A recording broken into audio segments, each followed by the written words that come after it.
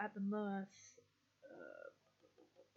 touching their eyes as they took in her pathetic figure. Her dagger trembled, but she kept it aloft, her knuckles turning white around the pommel.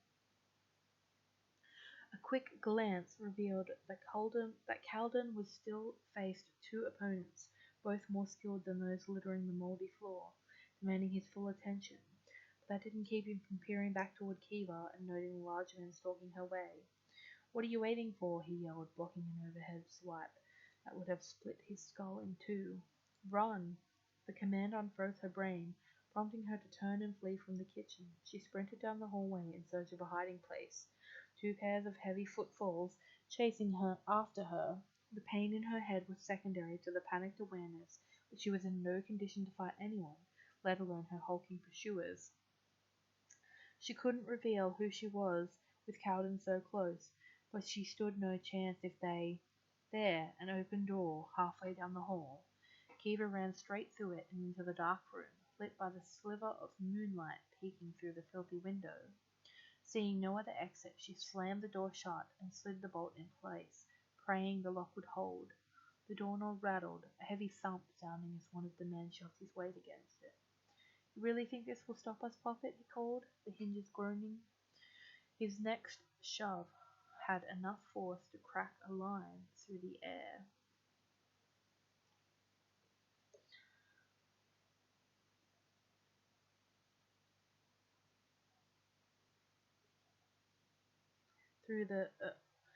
To crack a line through the rotten wood. Kiva leapt forward to brace her body against it, her heart hammering and her grip on the dagger tightening as she realized she was mere seconds before the door failed.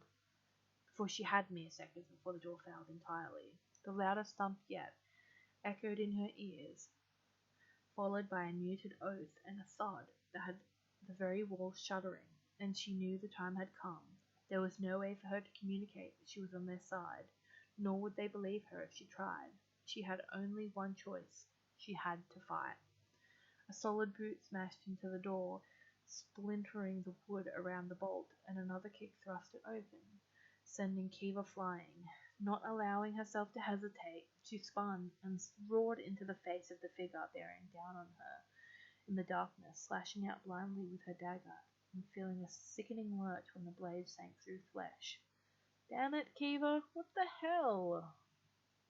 In less than a second she was disarmed and yanked roughly back into the brighter hallway, only to see Cowden glaring furiously at her, a hand pressed to his bleeding shoulder. "I told you not to stab me," he said angrily. "You had one job!"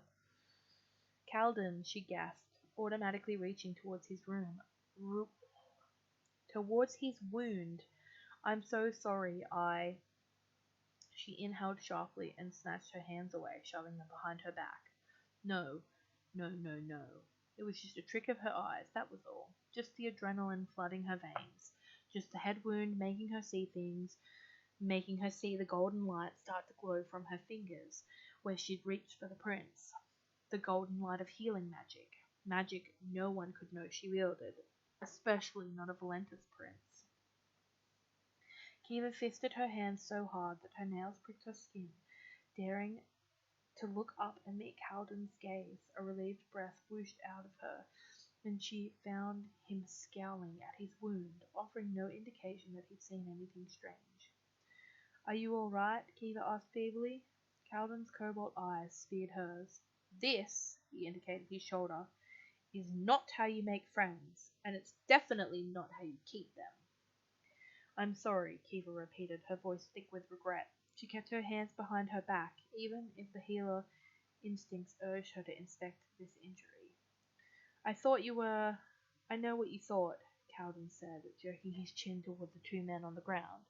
At the paling of her face, she sighed and visibly shook off his anger, holding out his hand. "Come on, let's get you out of here." Kiva stared at his palm, her chest tightening with renewed fear. Cowden's features softened, misinterpreting her reaction. "You're safe now, I promise." He wiggled his fingers, and Kiva had no choice but to unfist her hands, breathing another quiet sound of relief and finding them perfectly normal. Maybe she'd imagined the glow after all, but she couldn't ignore the sense of power thrumming just beneath her skin, an electric, addictive feeling begging for release. It took all of her strength to bury it deep down, focusing, no, forcing the tingling sensation to fade. Only then did she risk taking Calden's hand, his grip strong and steady, as they set off down the hallway and out into the night.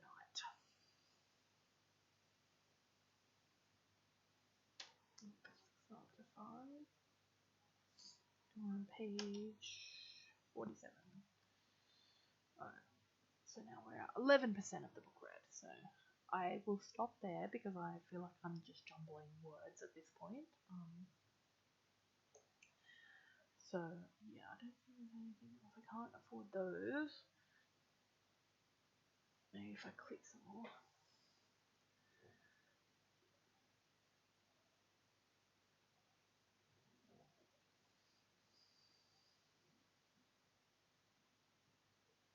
No, 50 of those.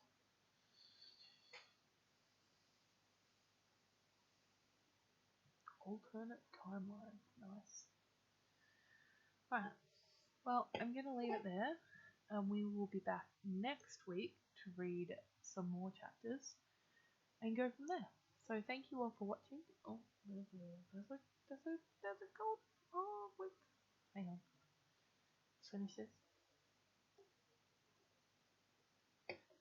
Click, click, click.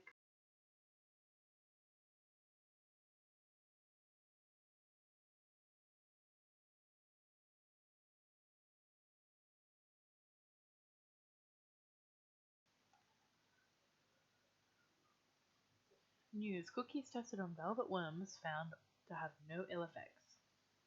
News. Unsightly lumps found on blowfish near cookie facility. They pretty much always look like that, says biologists. News. Doctors warn against chocolate chip snorting teen fad. I can't look very fast. Do your cookies contain horses? Asks PSA, warning against counterfeit cookies. It begins, Grandma.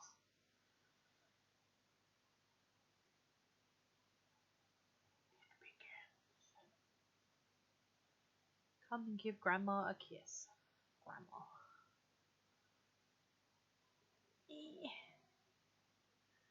Whew. Did it.